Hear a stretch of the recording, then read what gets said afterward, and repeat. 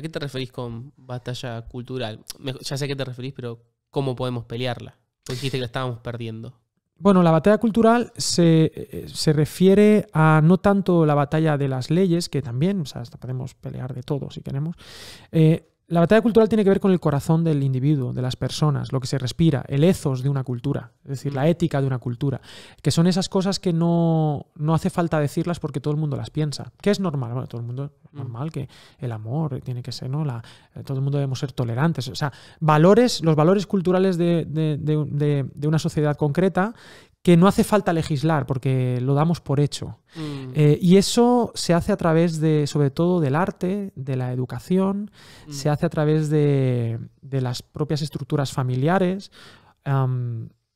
Y creo que ese proyecto, que es un proyecto pedagógico, un proyecto cultural, no sé si estamos haciéndole el énfasis que deberíamos. Y estamos quizá centrándonos más en programas eclesiológicos y por otro lado en programas políticos que tienen su lugar, pero de nada sirve ganar una partida política si se está perdiendo la batalla cultural. Ese es el punto, ¿no? Porque al final la cultura, la política al final va a responder a la cultura, tarde o temprano, ¿no? Entonces, como decía Jesús, esto debíais hacer sin dejar de hacer aquello, ¿no?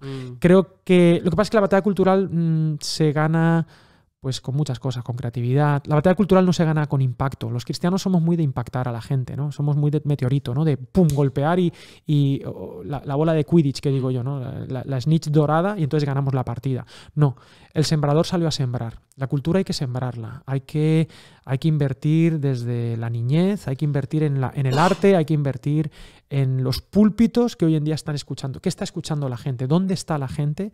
¿Y qué estamos comunicando nosotros allí? ¿Dónde se está discipulando a la gente? No sé si la iglesia está en ese sitio o estamos en otra película. Es súper interesante y creo que tocaste varias puertas, pero particularmente lo primero que mencionaste en cuanto a la batalla cultural era el arte y la importancia del peso que tiene.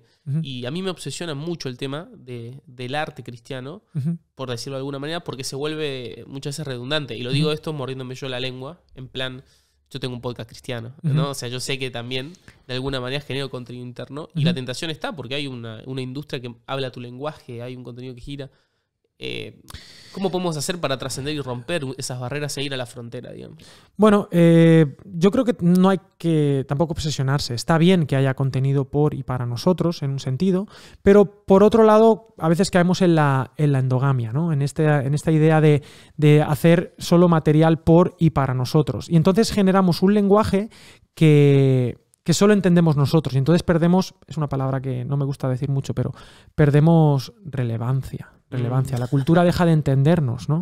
Y digo que porque hay mucha gente que dice que hay que ser relevante y tal, entonces se ha usado tanto que me da ya un poquito de rabia usarla, pero es verdad, a veces cuando solo hacemos contenido por y para nosotros perdemos relevancia. Entonces yo sí que animaría a hacer arte como cristianos, pero no hacer tanto arte para cristianos, sino desde la cosmovisión cristiana. Es decir, podemos comunicar muchas cosas desde nuestra cosmovisión. Podemos hablar del amor desde la cosmovisión cristiana. Podemos hablar de la justicia y la justicia social desde la cosmovisión cristiana. Podemos hablar de los derechos de las mujeres, de los niños. Podemos hablar de los derechos de los inmigrantes desde la cosmovisión cristiana. Podemos hablar de cuestiones relevantes, pero siendo una contracultura, porque hacemos un planteamiento desde la gracia de Dios, desde el Evangelio, desde Jesús. Y eso tendría que hacer una diferencia abismal, donde por ejemplo la tolerancia es el gran valor, nosotros deberíamos trascender y correr la segunda milla y hablar de amor. Donde la tolerancia dice no hagas a tu prójimo lo que no quieras que te hagan, el cristianismo trasciende eso, supera eso y dice ama a tu prójimo como a ti mismo, que hoy en día sigue siendo tan contracultural y tan llamativo como en el siglo I, porque hoy en día no amamos así. Hoy en día seguimos siendo muy, muy, muy religiosos, incluso el secularismo. Muy sectarios somos, todos somos muy sectarios. Se ha criticado a la iglesia mucho tiempo de ser hipócrita, y es verdad. Pero no es hipócrita por ser iglesia, es hipócrita porque está llena de seres humanos. Y los seres humanos somos todos unos hipócritas. Somos todos unos miedosos, que tenemos miedo de ser descubiertos. Y el mundo también tiene miedo. El mundo vive en su burbuja también. Todos vivimos en nuestras burbujas. Nosotros vivimos la burbuja evangélica. La diferencia es que como iglesia, como movimiento, somos llamados a a llegar a esas burbujas también. Hay que preguntarse cómo. Y el arte es el lenguaje que hoy en día deberíamos usar. Es lo que discipula hoy. El cómo es la creatividad en algún sentido, ¿no? El cómo es la creatividad, es la sinceridad, es la excelencia. El cómo es...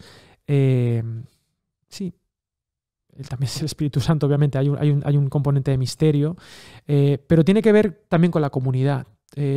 Yo honestamente apuesto hoy en día mucho por el pensar que la comunidad es el mensaje. Es decir, hay un mensaje, hay un querigma, hay una proclamación de Jesús como Salvador, lo que tú quieras, pero hoy en día, donde hay una crisis tan heavy de mensajes, hay tanto ruido, que creo que lo único que puede abrir un poco el horizonte es que las personas puedan experimentar el amor único que solo se experimenta en un contexto de perdón absoluto, que debería ser la Iglesia.